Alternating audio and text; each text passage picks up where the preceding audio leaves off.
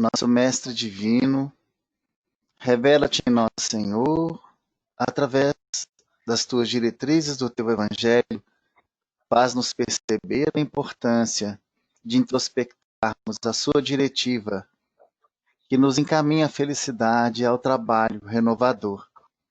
Auxilia-nos, Senhor, a burilar dentro de nós as nossas imperfeições e muito queremos diminuir esse distanciamento que nós mesmos provocamos perante o nosso Criador.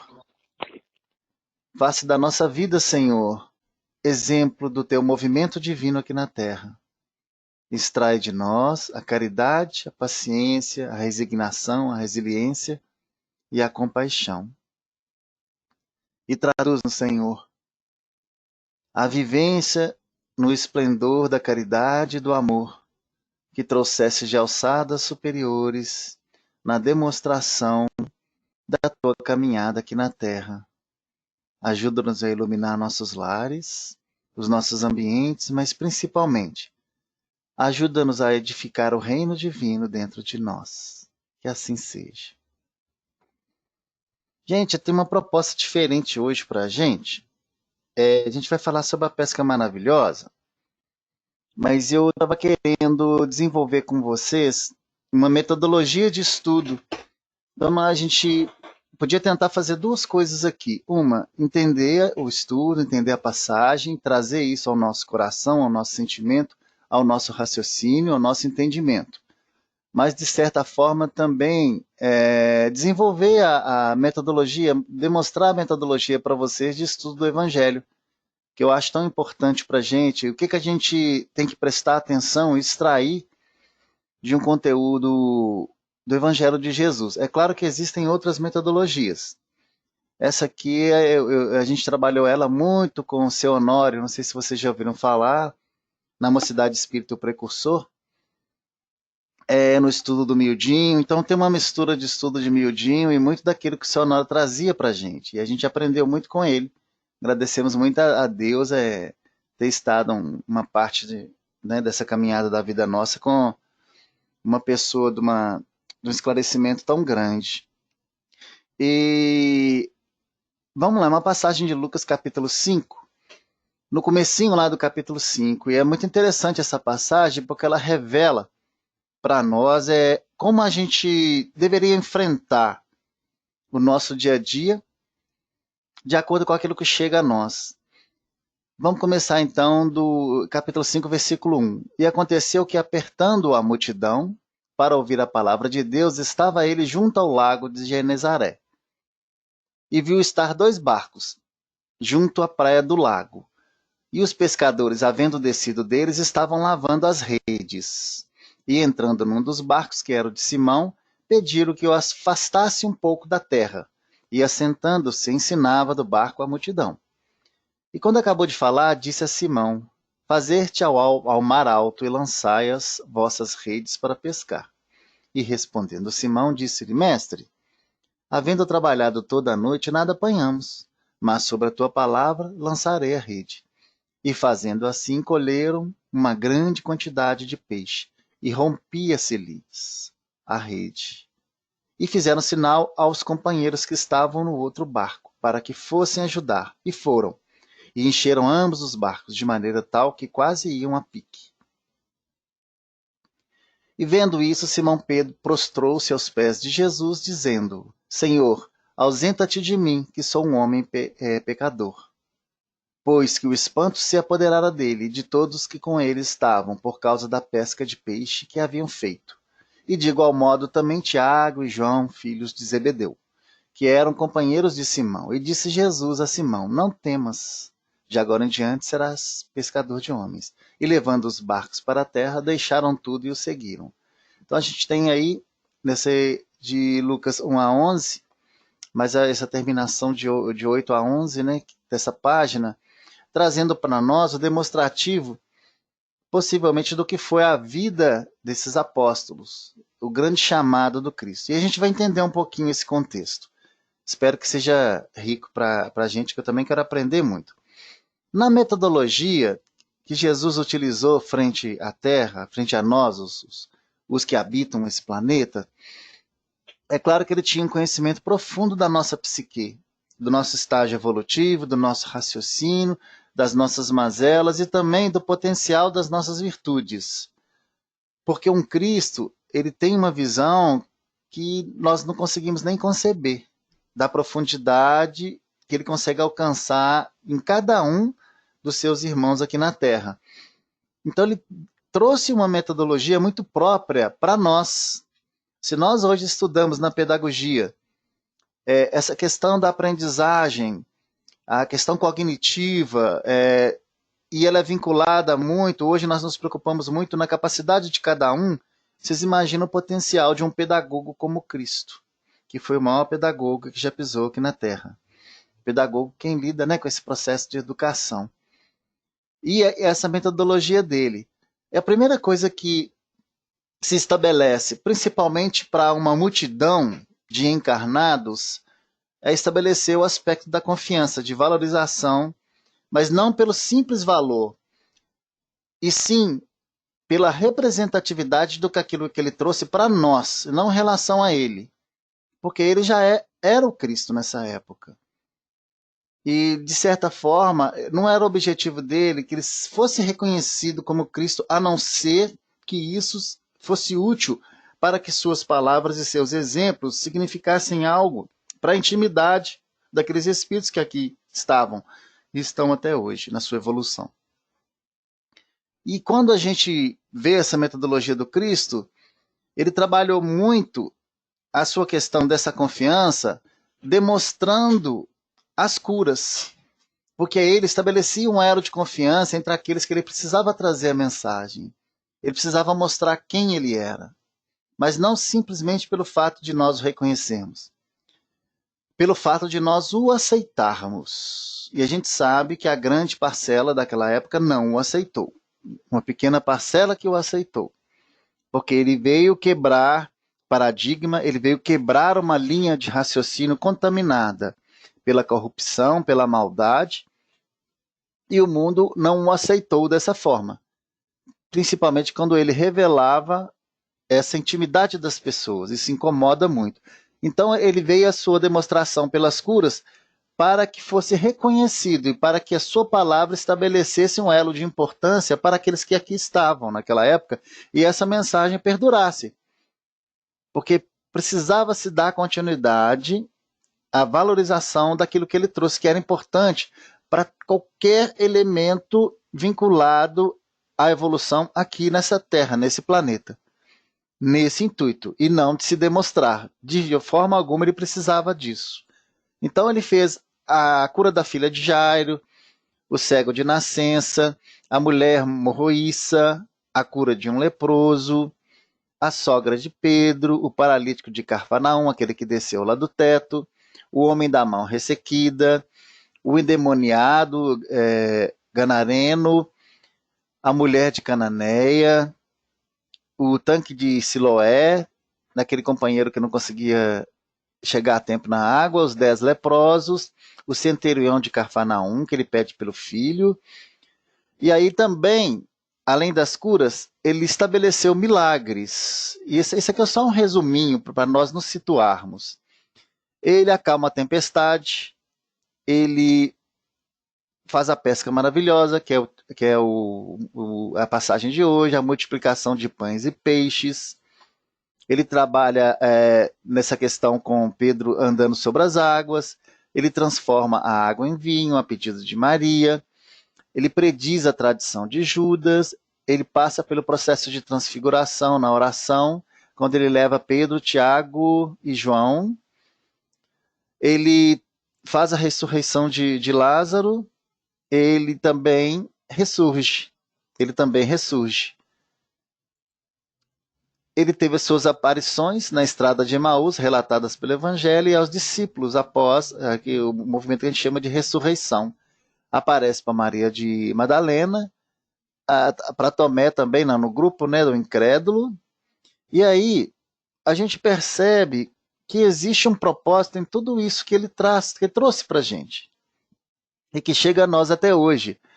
Através desses movimentos que a gente viu aqui atrás, Jesus procura trazer um grau de importância da sua persona para nós, mas não pelo fato da sua personalidade, e sim pelo fato daquilo que ele traz, que é a mensagem de Deus, para que ela alcance os nossos corações. Então, ele estava construindo, através desses movimentos, o estabelecimento da confiança, para que a gente soubesse reconhecer aquilo. E por que ele falava por parábolas? Era a sua metodologia da época. Ele usava do cotidiano, trazia situações do cotidiano para aqueles companheiros, para que eles entendessem nos seus diversos graus de profundidade. As suas parábolas tinham uma representação cotidiana, para aqueles que não conseguem entender a profundidade, mas tinha uma conotação de profundo teor espiritual para aqueles que conseguem tirar o espírito da letra. Então ele atendia todo mundo ali. E olha que esse texto que a gente trouxe aqui. Na época em que Jesus esteve encarnado, ele se valia das parábolas para divulgar seus conhecimentos evangélicos. As parábolas, didática utilizada para transmitir instruções daquela época, por isso que toda vez que nós estudamos o evangelho, a gente precisa contextualizar, saber o significado da época para saber trazer para a nossa época de hoje. Isso é importantíssimo para quem estuda o evangelho. Eram histórias geralmente extraídas da vida cotidiana, como, por exemplo, o semeador que saiu a semear, a ovelha desgarrada que teve que ser capturada, a dracma que deve ser procurada, que tinham por objetivo passar de um conhecimento concreto, olha que interessante, um cotidiano, uma coisa trazida da vida deles daquela época, para um conhecimento abstrato, de fundo moral e de alcance espiritual. E é interessante que esse conhecimento abstrato que é tratado aqui, isso aqui é Emmanuel, tá, gente? De fundo moral, de alcance espiritual, ele também tem as suas camadas de entendimento. Ele tem as camadas mais próximas à matéria, à vida aqui na Terra, mas ele tem também suas camadas ao entendimento da vida profunda espiritual. Depende do raciocínio e da capacidade, né, que nós desenvolvemos. Essa era a didática do Cristo. E a gente tem muito que aprender com ela. Mas como é que a gente estuda, então? A gente vai fazer o seguinte. Como é que a gente estuda uma passagem do Evangelho? Primeira coisa que é valiosíssima a gente fazer, e isso é muito bom para quem lê Evangelho e gosta de ler Evangelho toda noite, aquela coisa, identificar os personagens e os elementos contidos na passagem. Porque cada personagem, cada elemento tem um significado e uma representação.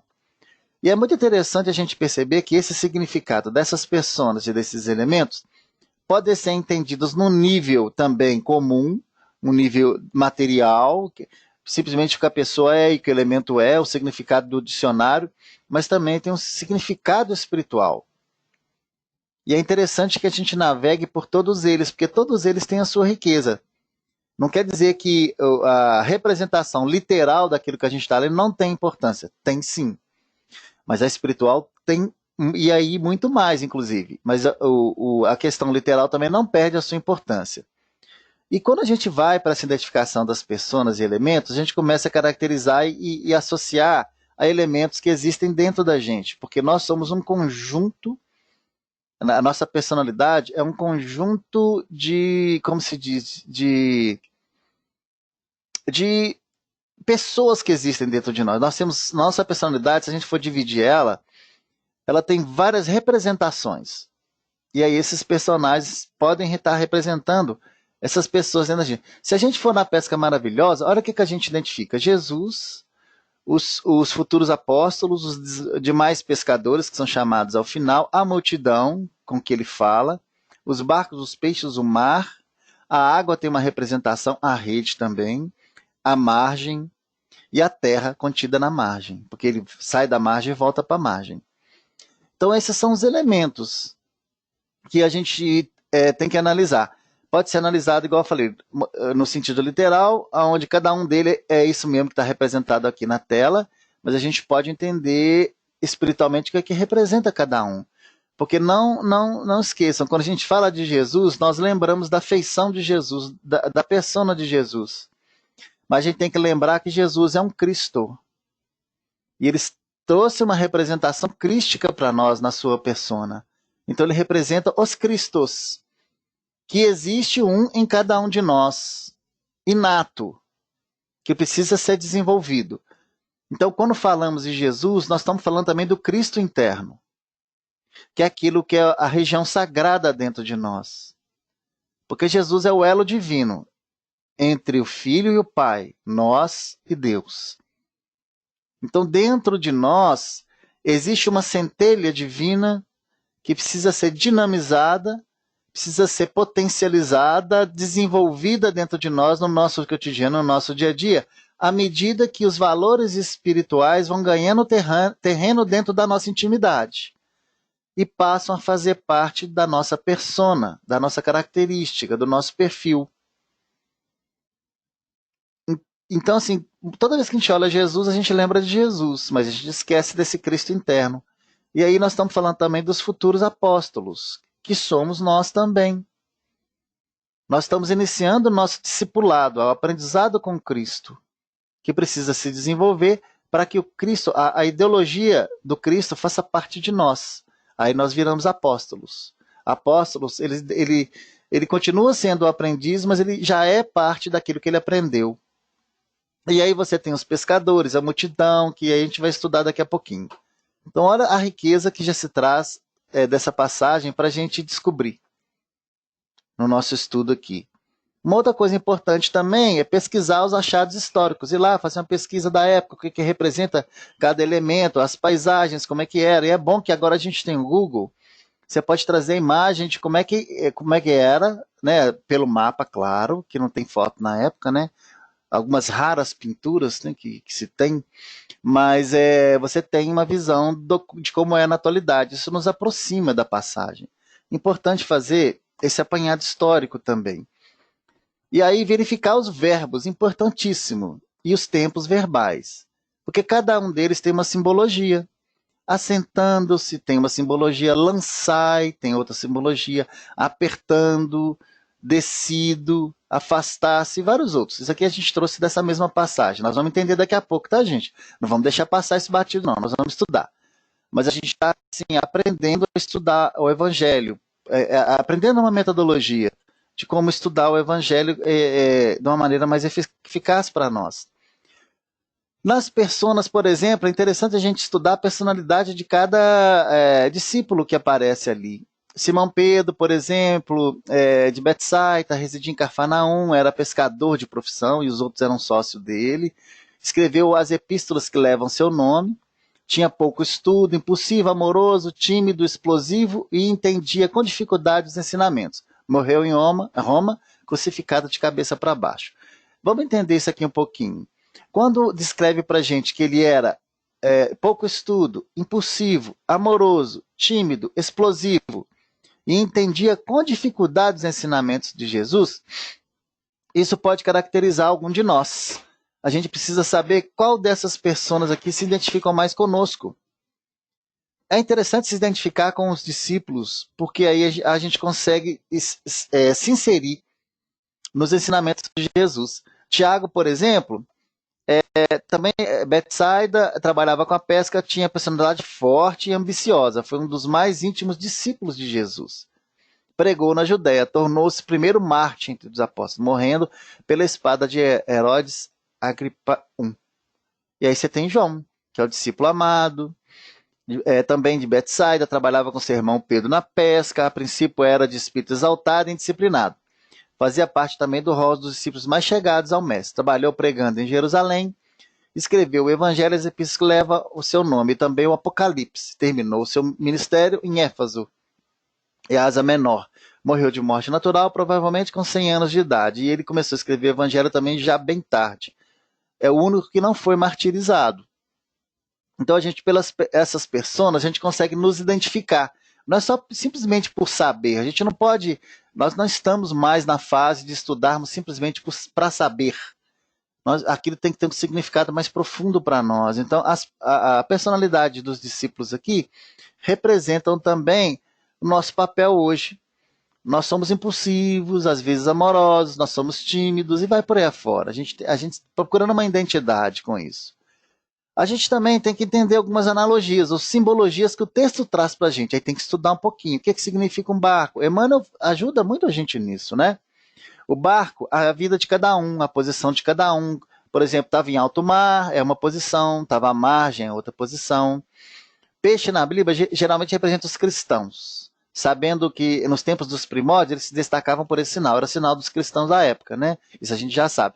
E os quais colocam nas cavernas, árvores e casas como símbolo do cristianismo. E aí eu trouxe uma passagem, o Caminho, Verdade e Vida ajuda muita gente a entender essas analogias, esses simbolismos que são importantes para nós. O barco é a posição evolutiva de cada um, a rede é a rede de interesses, o mar é o mar da vida, o mar representa a vida, a reencarnação. Muito interessante quando a gente traz o mar para a gente estudar. A gente sabe que Jesus caminhou sobre o mar. O que representa isso para a gente? E aí ele convidou Pedro a caminhar também, mas aí Pedro uma hora afundou. E o que fez Pedro afundar e o que fez Pedro andar um tempo sobre as águas? A fé. Trazendo a analogia do mar para a gente, o mar representa a nossa encarnação. A gente vive muito a dualidade do materialismo e da espiritualização. A espiritualização constitui a fé em nós. Nós podemos muito bem nos estruturar da fé e não sermos absorvidos pela água da vida, o transtorno de ser puxado ao fundo da vida. E a fé que faz isso. O que fez Jesus andar sobre as águas? A sua estrutura de fé. O que fez Pedro caminhar por um tempo acima das águas? A sua estrutura de fé, só que ela é vacilante. E quando ele vacilou, ele afundou. Então, a nossa estrutura, ou aquilo que vai nos permitir caminhar com sucesso na nossa vida e não nos permitirmos afundar pelo materialismo, que simplesmente que a vida nos absorva na sua totalidade e nós possivelmente possamos sucumbir no fundo da vida, isso aí é um decaimento espiritual. A gente precisa estabelecer o grau de fé da gente, porque esse grau de fé nos permite nos movimentar. Não esqueçam que Pedro caminhou e Jesus estava caminhando. Então a vida é sempre um movimento, não se pode estagnar, não se pode parar, apesar da gente fazer isso de vez em quando. É um eterno caminhar, e a fé que nos estabelece andar sob as águas. É caminhar sob uma estrutura espiritual da vida, no contexto espiritual o tempo todo. Claro que respeitando as nuances da vida. Então o mar tem uma representatividade muito grande disso. O peixe representa os valores evolutivos e o pescador o espírito imortal e humano. Então, o que a gente tira então dessa passagem para a gente? Aí fiz uma observação. Quer dizer que nós somos os seres que estamos buscando de acordo com nossos interesses. E de acordo com nossos interesses, nós temos os nossos sucessos e os nossos insucessos espirituais. E esses insucessos e sucessos são estabelecidos pela administração do nosso livre-arbítrio. Quando eu faço uma boa administração da minha vontade, do meu desejo, dos meus pensamentos e daquilo que eu faço, daquilo que eu falo, eu estou estabelecendo um elo para o crescimento do meu espírito. Quando eu me entrego ao mundo e passo a viver aquilo que o mundo dita para mim, isso quer dizer, eu estou sendo tragado e aprofundando no mar, deixando que a água me envolva. E não se esqueçam que a água é vida, mas nós não conseguimos respirar muito tempo, nós nem respiramos, para falar a verdade. Nós não conseguimos ficar muito tempo sob as águas. Nós precisamos nos manter sobre a água, porque nós precisamos respirar. Porque o que nos faz desenvolver para a vida são os valores espirituais, morais, e não os valores do mundo. E não se esqueçam, o movimento abaixo das águas é mais difícil do que acima delas. O ar é mais rarefeito. Então, essa grande conjugação dos nossos interesses e do apontamento daquilo que a gente faz da vida da gente, que é a administração do nosso livre-arbítrio, é que vai nos revelar, de acordo com aquilo que a gente busca, aonde a gente vai chegar e quer chegar. Isso é importante a gente sempre trazer. As passagens geralmente giram muito em volta disso, dessa questão. Figuradamente, o espírito humano é um pescador dos valores evolutivos na escola regeneradora da vida. Então, nós estamos num processo de regeneração.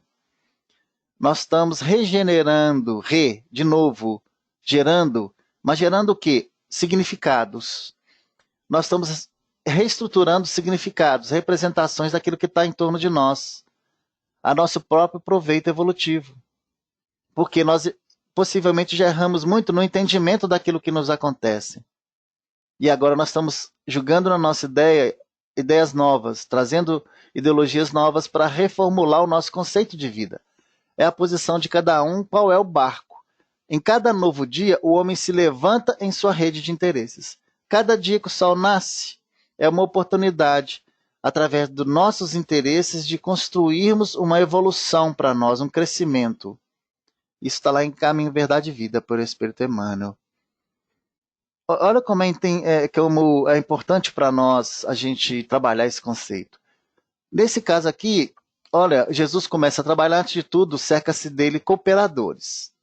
Devemos admirar essa passagem, a humildade de Jesus. Ele, o Espírito Excelso, convida modestos colaboradores para a sua obra grandiosa. E esse convite é feito para nós hoje. O Espiritismo nos está convocando a esse trabalho e nos facilitando o entendimento através da ideia da imortalidade da alma. A imortalidade da alma, ela amplia para nós o entendimento do Evangelho de Jesus. Inclusive quebra barreiras de entendimento. Assim nos adverte que em quaisquer setores de atividades, todo o trabalho exige cooperação. Então Jesus não fez o trabalho dele sozinho. Os apóstolos eram elevados espíritos encarnados com a missão de ajudar a Jesus. Por consequente, estavam em condições de compreenderem. Por isso eram discípulos. Olha que interessante. Jesus não julgava pedra aos porcos. Eles estavam em condições de compreenderem.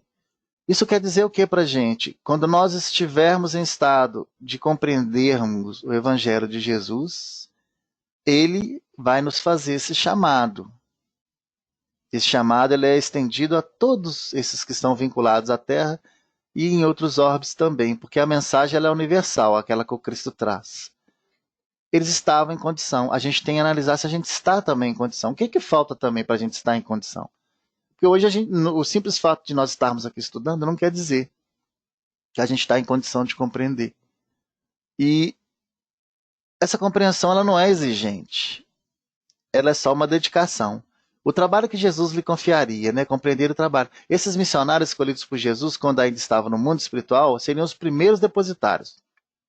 Os primeiros, gente. Tiveram segundos, terceiros, quartos, quintos e vai por aí afora. E quando Jesus partisse, ele se irradiaria o movimento da evangelização na humanidade. Esse era o objetivo de Jesus. Primordial. Promover esse movimento evangelizador da humanidade. Por quê? Para valorizar a Deus e a Ele? Nunca. Nunca. Para permitir que nós tivéssemos contato com a nossa felicidade, com a nossa paz. É isso o objetivo de Jesus. Que se estabelecesse em nós a felicidade verdadeira e a paz verdadeira. Pelo nosso próprio protagonismo, pelo nosso próprio movimento, pela nossa própria responsabilidade, pela nossa própria opção. Para isso ele lança uma semente irradiadora que contamina, graças a Deus que contamina, porque hoje a gente sabe que aquele que representa algo que Jesus trouxe, ele é como se fosse um imã para nós, ele atrai, ainda bem que atrai, porque repulsa alguns, mas atrai outros. E ele se torna aquele imantador da misericórdia divina. Ele irradia a misericórdia divina em volta de si. E esse era o papel que os discípulos estavam nesse processo construtivo. Por fim, a gente tem que trabalhar, aí é uma questão mais de estudo mesmo, as percepções conjugadas à ideia do texto. Isso que a gente está fazendo aqui. Então vamos lá no texto? E aconteceu que, vamos então trazer isso para o nosso estudo de hoje. Tentar tirar o espírito da letra daquilo que Lucas está trazendo. E aconteceu que, apertando a multidão, que tem um significado, né, para ouvir a palavra de Deus, estava ele junto ao lago de Genezaré. Olha que interessante. E aconteceu, é fato. Apertando a multidão, quer dizer, tinha um espremer aqui, tinha um aperto, mas eles estavam se apertando para ouvir a palavra de Deus, e ele estava junto ao lago de Genezaré. O que a gente pode trazer disso aqui? O que representa espremer-se a multidão? Vamos trazer isso para o nosso dia a dia? Muitas das vezes nós vivemos espremidos pela nossa multidão de problemas, os médiuns pela multidão de espíritos, alguns pelas dificuldades que a vida traz. E aí o que esse tanto de coisa traz para o nosso estado? Uma dificuldade de raciocinar. Difícil tomar posição quando isso tudo acontece, quando a vida nos espreme, as dificuldades da vida chegam. É difícil da gente tomar uma posição. E muito interessante, quando a gente está no problema e dentro do problema, é difícil a gente trazer aquilo que a gente aprendeu do contexto de Deus para aplicar, porque a gente tem uma mania de se entregar às situações, se entrega à raiva, ao desespero, se entrega à falta de fé. Então, nesse momento aqui, ele estava dentro da multidão para ouvir a palavra de Deus. E a gente vê que no decorrer das passagens ele não teve condição de falar à multidão nessa posição aqui, nisso que esse texto está trazendo para a gente. Ele precisou estabelecer uma distância, que a gente vai ver daqui a pouquinho, tá? Então, essa multidão, ela tem uma grande representação para a gente. Possivelmente, ela é o nosso dia a dia. Não quer dizer que a gente vai ter que sair do dia a dia. É mentalmente sair desse turbulinho, esse espremer, para entender melhor a situação e trazer uma diretiva mais assertiva para nós, né? Para essa vivência. Aí ele viu estar 2 barcos junto à praia, e os pescadores, havendo descido deles, estavam lavando as redes. Então, o barco, lembra que o barco representa a vida. A praia, ele estava no momento ali dos barcos estarem na praia, os pescadores têm uma representação. Vamos adiante, então, só para a gente entender essa passagem aqui. E entrando num dos barcos, que era de Simão, pediu-lhe que o afastasse um pouco da terra, e assentando-se ensinava do barco a multidão. Aqui atrás, ele tinha 2 barcos, então ele tinha opção. Esses 2 barcos estavam à praia, quer dizer, estavam ali na terra com o mar. O mar representa a reencarnação. E você tinha pescadores, quer dizer, disposição de seres que estavam buscando angariar coisas da vida. Eles, havendo descido deles, estavam lavando as redes, que é o interesse. Então, o que representa lavar as redes? É limpar a nossa área de interesses. De quais interesses? Dos interesses mundanos. Gente, nós não precisamos desistir do mundo, não é essa a questão. Nós precisamos alinhar a nossa questão evolutiva, espiritual, com as questões do mundo. Aqui eles não estavam desistindo das redes. Eles estavam lavando, quer dizer, burilando a área de interesse, a nossa área de atenção. Hoje, se nós formos olhar a área de atenção do mundo, se a gente for desse mundo, na questão global, a gente vê o quê? Egoísmo e orgulho. Possivelmente aqui ele estava amenizando essa questão do egoísmo e do orgulho, para que a pesca se tornasse efetiva, porque até então vocês viram que eles não tinham pescado nada, né? Lançaram a rede no mar, não pescaram nada, não conseguiram pescar nada. Porque possivelmente essa rede precisava dar uma imantação, que era esse processo de lavar aqui. Ela precisava ser purificada. Quando nós lançarmos aquilo que queremos para o mundo, a gente tem que avaliar se isso é justo, se está alinhado com o que Deus quer para a gente, se é o momento correto, se é a intensidade correta. Se a gente fazer isso sempre, naquilo tudo que a gente tem que fazer para a vida, a gente consegue ter um grau de assertividade maior. Porque o grau de assertividade da nossa vida está atrelado a uma questão espiritual muito forte. E aí ele traz essa segunda passagem aqui. E entrando num dos barcos, ele não entrou nos 2, ele fez a sua escolha. E qual barco que ele escolheu? O barco onde estava Simão, discípulo. Então Jesus não consegue adentrar um barco onde não se esteja estabelecido o discipulado, o interesse pela sua mensagem, o interesse em ser pela fé. Simão estava preparado para isso. E ele precisava falar para a multidão, né, gente? Não podemos esquecer o que representa a multidão e que ele precisava evangelizar a multidão. Muitas vezes nós precisamos evangelizar a multidão interna nossa. E não vai ser dentro dela que a gente vai conseguir fazer isso. Lembra que Santo Agostinho fala para a gente? Vai para o quarto, faça oração, avalia. Quando você avalia, você está dentro do momento? Não, você está distante dele um pouco. Muito interessante trazer aqui também, ele pede que Simão afastasse um pouco da terra. Isso quer dizer que para falar com a multidão, e a água representa a questão espiritual, se eu for muito profundo e distanciar muito, eu não consigo falar. Então, se eu for muito profundo nas questões espirituais, eu não consigo falar com a multidão que existe dentro de mim. Porque ela não exige muita profundidade, porque a multidão está atrelada a quê? Ao mundo ou ao plano espiritual? Ao mundo. Ou à espiritualização, desculpa. Ao mundo. Então, quando eu olhar para mim, para o meu eu, e verificar questões que eu preciso cuidar, que eu não estou gostando, como os descontroles que eu falei para vocês, ansiedade, raiva, etc. Eu não posso procurar uma profundidade muito grande junto ao mar, junto à vida. Eu tenho que distanciar um pouco, observar, identificar e aí partir para um diálogo. E aí nós vamos entender como é que foi esse diálogo de Jesus para nós. Como é que é o nosso diálogo com as nossas imperfeições. Ele fala aqui, ó, assentando-se, ensinava no barco a multidão. Quando Jesus assenta, ele traz uma representação para a gente. Primeiro que ele está se nivelando, ele não está em pé. Ele está nivelando no mesmo nível. Para quê? No mesmo nível para conseguir conversar. E aí partir para o processo de ensino-aprendizagem. Então, qual a simbologia que Jesus nos faz? Verificando a situação, eu tenho que me afastar da terra um pouco para eu não me alienar. E aí nós identificamos um barco e ele se afasta um pouco com esse barco. Então o que acontece? Ele perde contato físico com a terra. Acerena-se, mas não perde a visão da multidão. É o processo. Então esse distanciamento raso é o acerenar.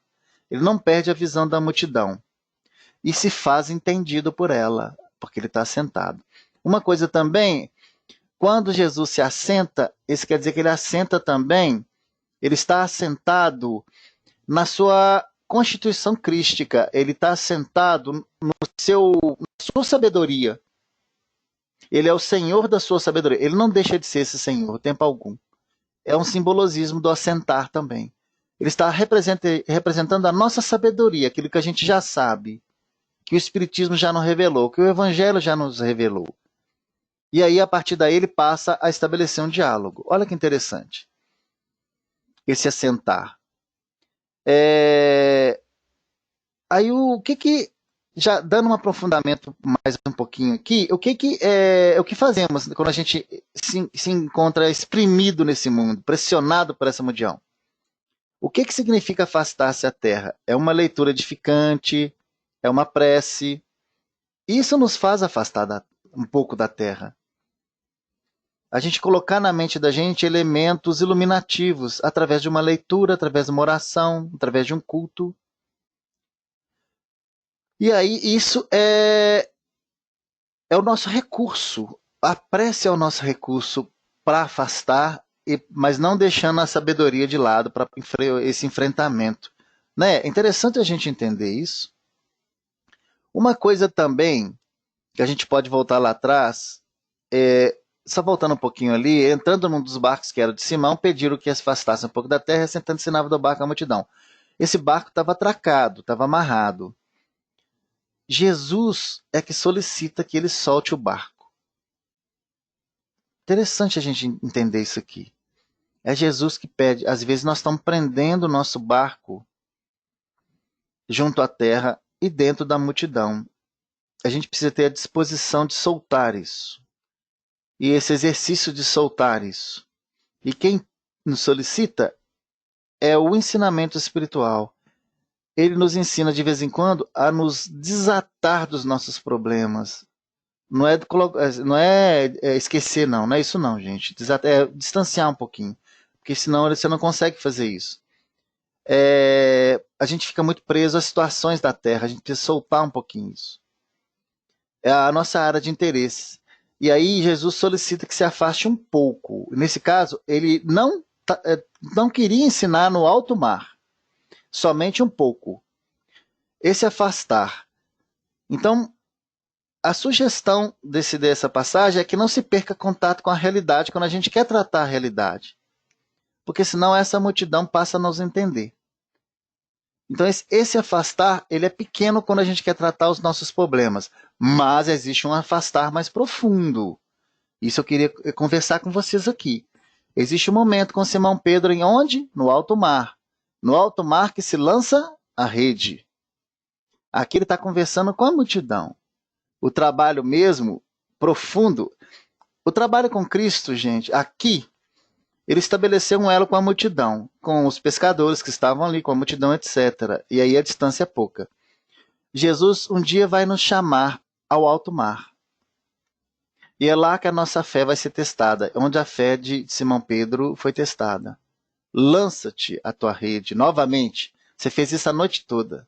Você não conseguiu nada. É aqui que você vai lançar a sua rede. Então a vida nos coloca com a profundidade espiritual. Esse tipo de evolução nossa, ela é individual, é nós com Cristo. Cada um de nós vamos ter esse momento com Cristo. Ele já não é mais com a multidão, ele já não é mais na margem, na prainha, onde a profundidade é pouca. Ele é feito em alto mar. É lá que vai vir a grande aferição, o nosso contato com o nosso Cristo mesmo e a nossa execução efetiva da nossa fé. Porque olha só isso aqui. E quando acabou de falar, isso aqui eu estou adiantando, tá, gente? Trouxe lá na frente, nós vamos estudar isso aqui daqui a pouco, se der tempo. E quando acabou de falar, disse a Simão: Faze-te ao alto mar e lançai as vossas redes para pescar. Ele vai falar isso com cada um de nós. Com a Lourdinha, com a Catarina, com a Daí, com a Neuza, com o Marcelo, com a Rose. Todo mundo que está aqui. Mas vai ser pessoal. O da Catarina vai ser o da Catarina, da Lulu vai ser da Lulu. Da Neuza, da Rose, da Odaí vão ser cada um de nós. Cada um de nós. É bem particular, é bem na intimidade de cada um. Né? Isso é muito interessante a gente entender. Deixa eu ver aqui se tem alguma coisa aqui pra gente. Uma outra coisa também que a gente traz. Olha só, gente, nós estamos na primeira, numa das primeiras. Outra coisa importante para a gente trazer aqui também é relevante ao povo hebreu. Tinha na época um costume. No povo hebreu se costumava ensinar sentado, na Grécia em pé. Mas o que, que representa esse assentado e esse em pé? A gente já até falou um pouquinho dele lá atrás. Assentado na condição de serenidade. A gente falou isso lá atrás também. É a serenidade. Sair da multidão quer dizer serenar também. A gente trazer essa serenidade. E assentar também em cima da experiência nossa de cada dia. A nossa experiência do que a gente já adquiriu com o Evangelho de Jesus e com a vida. É assim que nós ensinamos essa multidão, esse ser esquisito que está dentro da gente que a gente precisa domar. Com esse asserenamento e com a nossa própria experiência, com aquilo que a gente aprende mesmo, é só com o nosso próprio aprendizado. E não podemos dissociar disso, não. Lá na frente, depois que Jesus fez esse trabalho, olha que coisa linda agora. Depois que Jesus fez o trabalho da multidão, quer dizer, nós precisamos apaziguar essa multidão dentro de nós, evangelizar ela, que são as expressões da nossa pessoa, da nossa persona, que não condizem com aquilo que a gente já sabe que é evangelho, que tem a ver com a diretriz que Jesus propôs para a gente, para que ele faça o convite para a gente ir para alto mar. Ele disse a Simão, quando acabou de falar, disse a Simão, faze-te alto mar e lançai as vossas redes para pescar. Agora que vai ser a pesca, é a pesca espiritual. E aí tem um momento com Jesus. Faz-se em alto mar, representando a profundidade da água, e aí que se lança as redes do nosso interesse para pescar e trazer para a gente aquilo que a gente precisa realmente. E esse que a gente precisa são coisas espirituais. Esse é o momento do nosso tete-a-tete com Cristo, é o particular com Ele. Que Ele vai falar a nossa intimidade e possivelmente vai fazer propostas como essa que Ele fez a Pedro aqui, que nós vamos, por um momento, nos titubear, nós vamos vacilar um pouco. Porque tentamos possivelmente fazer de outra forma e não conseguimos. Estabelecida a fé dentro de nós, estabelecido o condicionamento para sermos braços da misericórdia divina, nós teremos um particular com Deus e Jesus representa esse diálogo com Deus para a gente. E a vida vai nos chamar a aferições mais valiosas para o nosso espírito. É claro que a gente sabe que muito desse processo envolve também condicionamentos de dor. Mas muitos também são condicionamentos de chamado, de responsabilidade, de movimentos diferentes, que até então a gente nós não nos dedicamos ainda. São movimentos libertadores espirituais. e a gente precisa avaliar. Eu vejo isso muito. Claro que em outras analogias, quando a gente é chamado ao trabalho cristão. Eu acho interessante quando a gente nós não vislumbramos em nós a condição de atender, nós desistimos. O que que isso significa para a nossa alma? Claro que a gente avaliou e é a nossa condicionante, né? Será que eu dou conta? Pode ser que eu não dê conta. Mas será que o meu processo lento de evolução, a preguiça evolutiva também não interferiram para dar e trazer essa responsabilidade para mim? Porque vai ser em alto mar. Não esquece, tá, gente? Em alto mar é que a tempestade balança mais a água e é que a água enche mais o barco. Então tem um fator ainda, mas nós teremos que nos aventurar esse alto mar. Não temos como fugir disso. Aqui é o momento da responsabilidade de trazer isso para um momento diferente espiritual. E aí nós vamos titubear, né? E respondê-lo, Simão disse-lhes, mestre, havendo trabalhado toda a noite, nada apanhamos, mas, sob tua palavra, lançarei a rede. Olha a fé, é o acreditar. Olha, nós trabalhamos. E é interessante, eles trabalharam à noite, na escuridão. E à noite é difícil enxergar, à noite é difícil perceber, à noite é fria, à noite é a ausência da luz.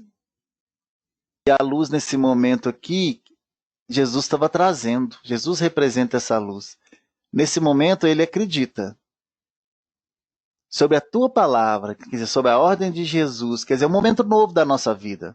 Nós tentamos ser felizes sem essa palavra de Jesus, sem essa diretiva de Jesus, sem essa ordem de Jesus. E a gente viu que não deu muito resultado não, porque hoje a gente está colhendo o resultado de um passado que nós construímos algumas coisas de ruins que nós estamos colhendo hoje. São as ansiedades, as doenças, a incapacidade, às vezes, de raciocínio elevado que nos acomete muitas vezes, a gente perde a sintonia com Deus. Essas são as nossas construções do passado. Mas nesse momento aqui, Jesus dá a ordem de lançarmos a rede. Em cima da palavra dele, em cima do evangelho dele. A gente tentar lançar a nossa esperança de uma vida melhor sobre aquilo que a gente aprendeu com Cristo. Sobre a palavra dele. Sobre a representação dele. Parar de atender o Marcelo velho. Atender o Cristo dentro do Marcelo. Atender Jesus na vida do Marcelo, aquilo que ele aprendeu. Experimentar, mas com fé. Eu vou lançar a minha rede de interesses agora nos interesses espirituais. No meu, vou errar, vou sim, vou cair, vou. Mas é um investimento sem volta. Esse convite de Jesus, ele é feito a cada um de nós. Não somente a Simão. E é feito de formas diferentes. Para alguns de nós é na família, para alguns de nós é no trabalho, para alguns de nós é na saúde, para alguns de nós é a maneira de olhar as pessoas, é a impaciência que a gente tem, que a gente vai ter que dominar, é a falta de amor pelo outro que a gente vai ter que estabelecer, é a falta de confiança que a gente tem às vezes na vida, nas coisas, em Deus, etc., até na gente mesmo. É estabelecer um novo estado para conquistar um outro novo estado espiritual. E pensar nisso é muito bom para a gente estabelecer esse elo, é um elo divino, né? E fazendo assim, olha que interessante, colheram uma grande quantidade de peixes e rompia-se-lhes a rede. Olha que bacana, a abundância. O momento que estabelecemos esse estado de fé, e sob a ordem do Cristo, quer dizer, de acordo com aquilo tudo que a gente aprendeu com ele, nós lançarmos os nossos interesses no mundo, buscarmos coisas diferentes no mundo, que interesse é essa área, é buscar coisas. O que vai retornar para a gente vai ser muito para nós retermos. E aí que a gente vai perceber que a gente não consegue fazer isso sozinho. A gente vai ter que abrir a oportunidade do outro, nos auxiliar, porque senão nossa rede rompe. Olha que interessante. E aí o que eles fizeram? Os discípulos fizeram, o Pedro, desculpa, fez sinal aos companheiros que estavam no outro barco para que os fossem ajudar.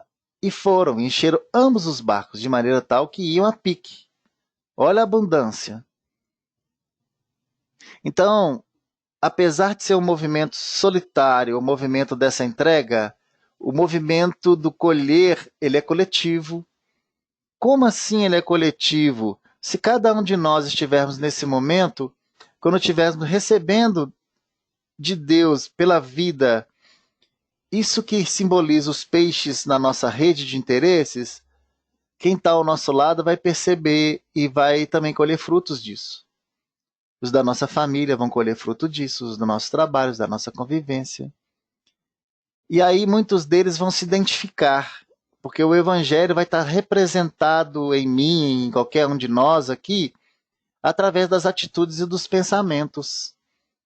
E isso chama a atenção. Lembra lá que eu falei lá atrás do magnetismo? E aí a gente começa a dividir isso. O que nós estamos fazendo aqui agora? Pelo menos filosoficamente fazendo, tá, gente? Nós estamos dividindo. Dividindo o evangelho de Jesus. Os que alguns entenderam mais, os que alguns entenderam outro. A gente está somando isso e dividindo. Para isso, o nosso interesse teve que mudar.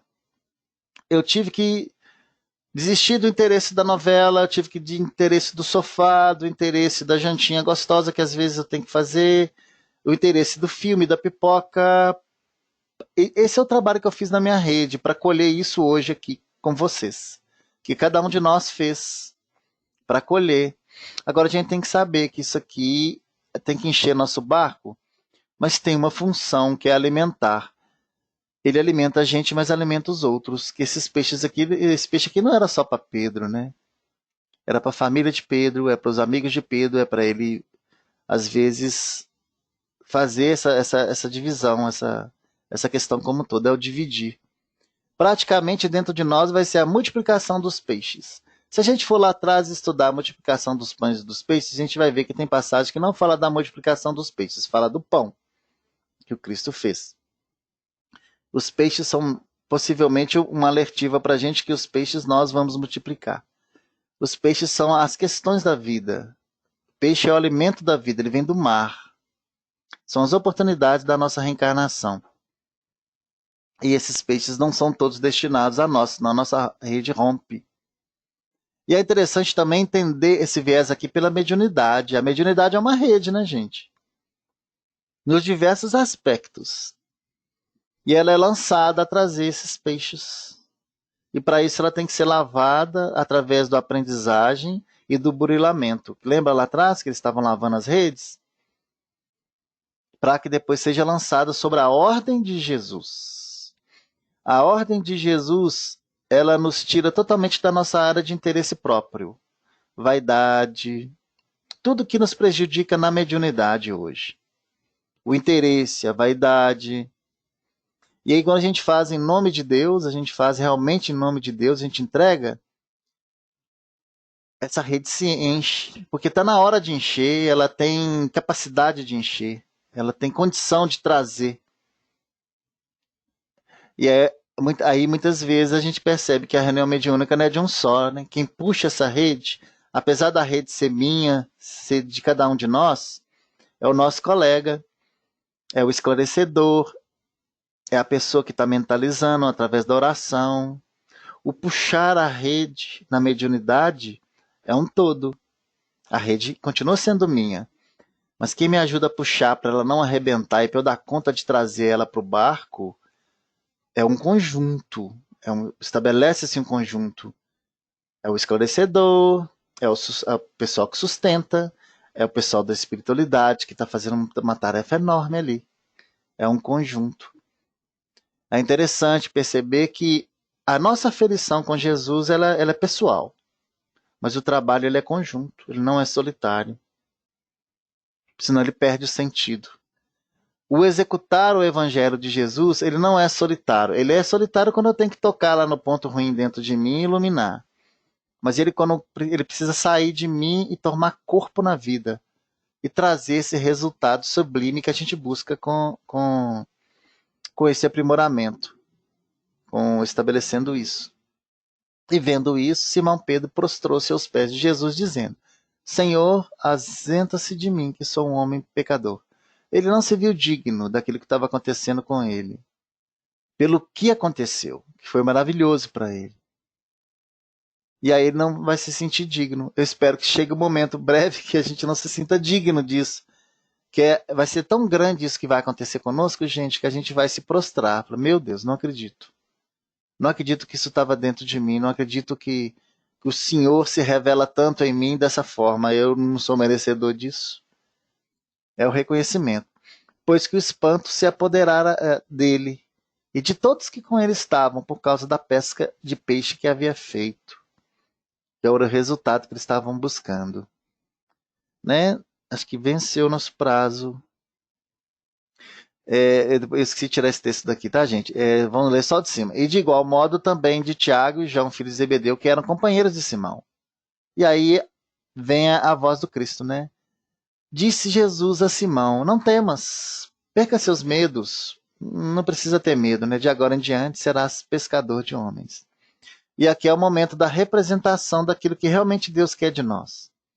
A gente vai, numa fase de evolução nossa, deixar de atender as nossas questões pessoais e atender o nosso chamado para com Deus. E nós vamos sair a pescar homens para eles, homens, pessoas vinculadas à terra dentro do materialismo para despertarem para esse momento novo de renovação junto à mensagem de Jesus, que liberta e que salva. Que Jesus nos abençoe a todos. Eu vou descompartilhar aqui a tela e abrir para a gente conversar um pouquinho e fazer a nossa oração.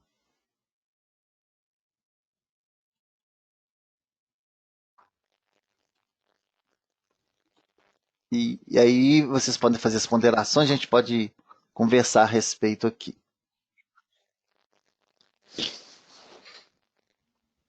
Todo mundo entendeu? Quer trazer alguma pergunta, alguma participação? Pode ficar à vontade. Marcelo, Oi. para mim ficou bem claro. Eu só nunca tinha prestado muita atenção naquilo que você disse aí hoje sobre a prece, que a gente está buscando o Cristo dentro da gente. Eu não tinha prestado atenção nisso.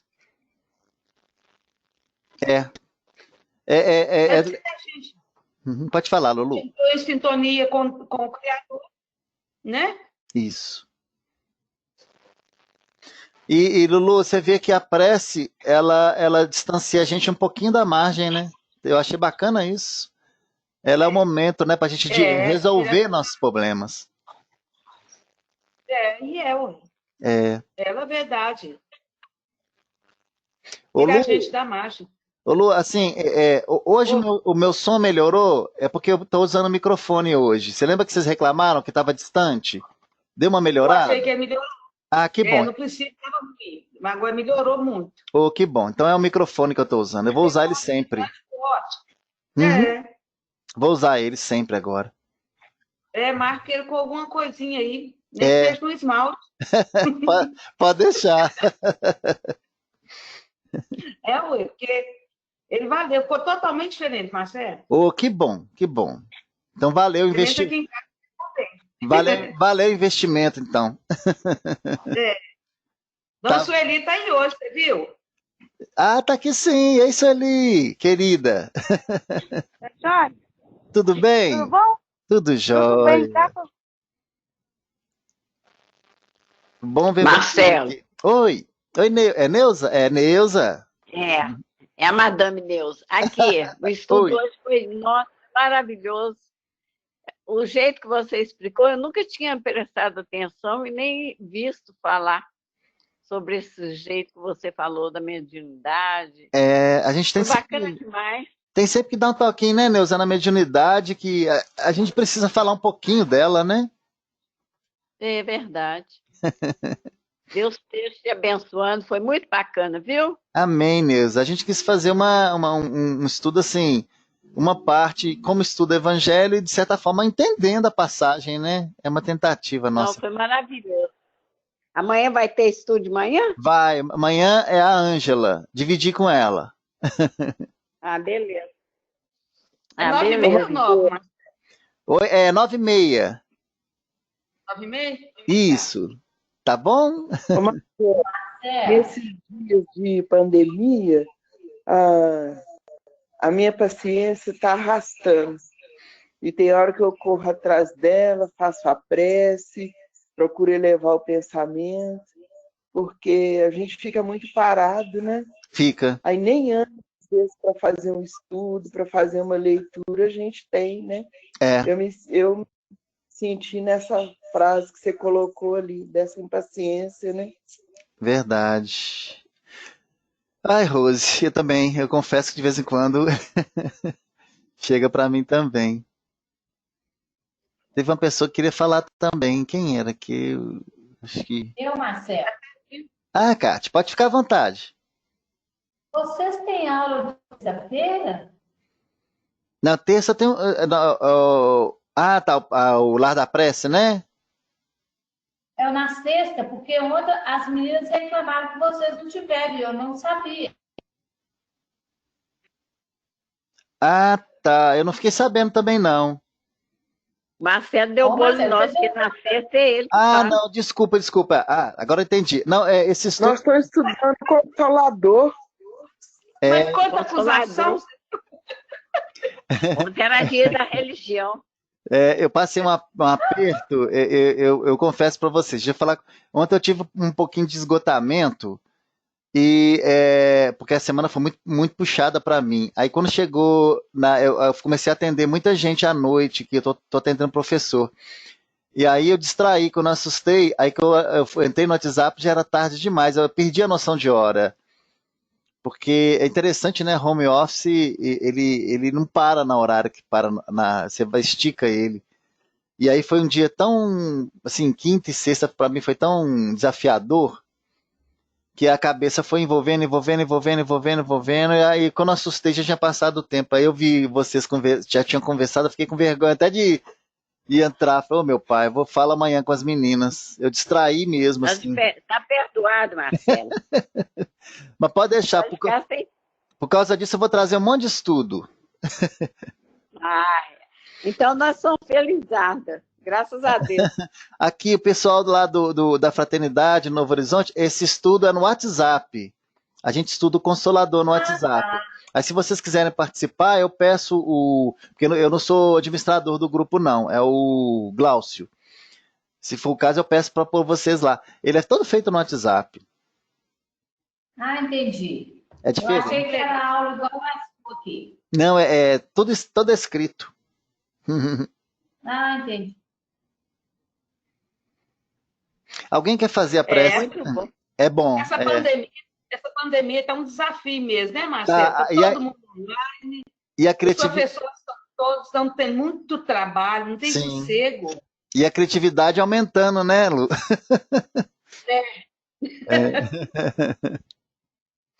Alguém quer fazer a oração de encerramento pra gente? Dona Neuza adora fazer oração, é tão legal. Uai, então... Gente, que é isso? Eu nem sei fazer. A Rosa é que faz bonito. A Rosa? Ô, Neuza, não fala isso não. Se você for solicitar, faz aí. Ô, Jesus, meu pai. Então vamos fazer. Bom.